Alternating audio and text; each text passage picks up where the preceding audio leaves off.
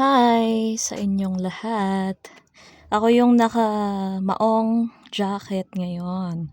First time nating mag-operate ng drone, which I am assisted with our drone operator and geodetic engineer, Miss Athens Greece.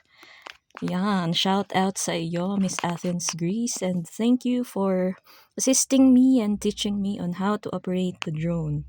Using the controller, tinuturuan niya ako ng functions nung buttons dun sa controller. This is DJI, I don't know the model, but it is also functioning as a surveying or for recording purposes sa ating mga farmlands and irrigation structures. Yan. Hiniram lang po namin ito sa aming mabuting opisina na nagbibigay ng pagkakataon sa amin upang magkaroon pa ng karagdagang kaalaman sa mga bagay na ganito. Ayan. So, naaral ko kung paano i-control yung ating drone. And sinusubukan kong i-rotate yung kanyang camera sa pagkakataong ito. Yan, pumupunta sa left. And then the camera is gonna rotate to the left also. Medyo itinaas natin yung height ng drone. And if ino-forward natin, nakikita nyo yan. That is the strawberry farm and swamp La Trinidad, Benguet. This is part of Benguet State University land area, and it is mostly tinataniman ng strawberry, of course, and lettuce, pechay, cabbage.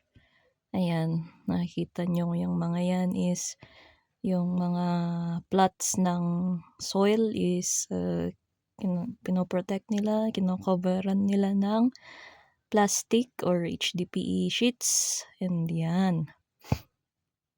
Nakikita nyo yung parang roof na yun, that is a 32 pieces of solar panels. Ayan, na-installed dyan for functioning as a power source for the pump na andyan sa deep well na ginagamit for irrigation purposes. Yan, sinusubukan na natin na i-landing yung drone dito sa part na to. Nakikita nyo kami sa may corner. Ayun. Nuturuan ako ni Miss Athens Greece. Ayan. Ayun na.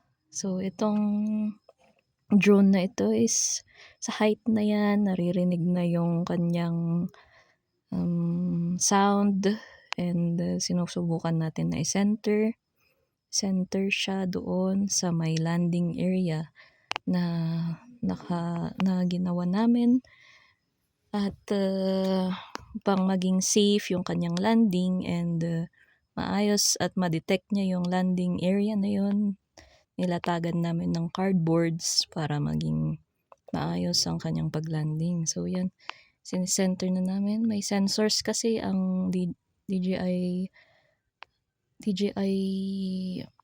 drone na ito, at hindi siya maglalanding kung may mga obstructions around dun sa baba. Sa paglalandingan niya, may red lights siya, ganun. Kung green is magpo-proceed siya para maglanding dun sa area.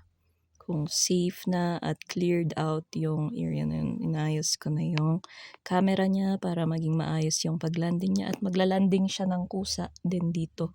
If nag-proceed na ibaba na siya ng maayos. So yan, dahan-dahan lang na binababa. Control pa natin at landing na siya in 3, 2, 2.5,